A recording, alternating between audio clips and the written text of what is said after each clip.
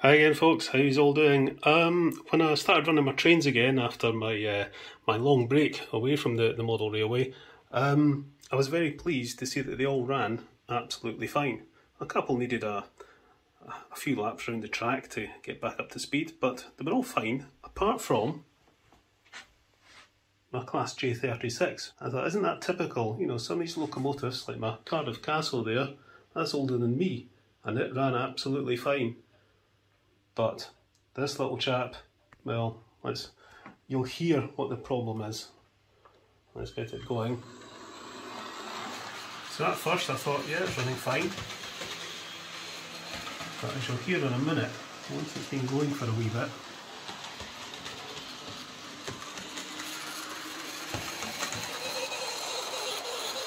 you hear that?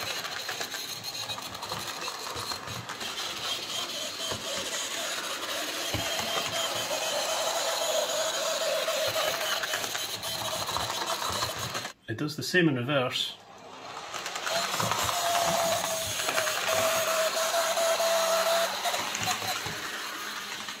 So something's clearly not quite right there. Could just be a little bit of lack of lubrication, but I think I maybe need to open this up and give it a bit of a service. Right, let's get to the bench. Okay, so first thing I want to do is get some power on this while it's in the sponge and see if we can get it to replicate the sound. Yeah, the sound's definitely coming from this area, which is where the gears are, I think, so that kind of makes sense. Okay, we'll open this up. I think I've got to take this front coupling off. I need my more powerful specs. That's better. There we go, out it comes. Get this screw off. And it's a little crosshead screw at the front. Now, I'm going to take this out of the sponge.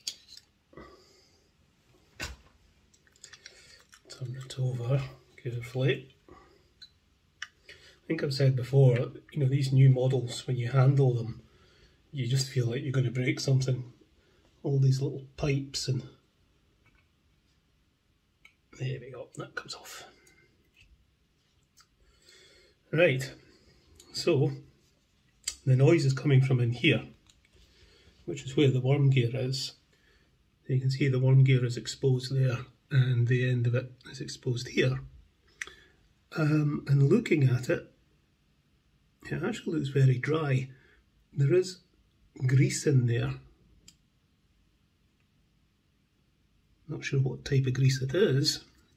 The grease seems to have, you know, dissipated off to the inside of the casing, but the actual worm gear itself looks very dry. So I'm hoping all I really need to do here is lubricate it. I'll stick some gear oil down in there, quite a generous amount, and some in there as well, because I'm thinking there will be, you know, the worm is going to engage with gears that then turn the wheel, but the gears, I think the only way to get into them would be to take the underframe off. There's a little screw, oh, actually there's a little screw there. Yeah, that could all get quite interesting, trying to get into the gears in there. It's maybe quite simple, but I'm not going to do it unless I really, really have to. So what I'm hoping is, by putting oil in there and turning that, that will engage with the gears and lubricate the gears. I'm also going to put some white grease in. So what I'm seeing in there now is that the white grease has mixed with the oil, which should keep that worm gear lubricated quite nicely. So we're going to stick this back in the layout and see if that screeching has gone. Okay, let's see if the screech is definitely gone.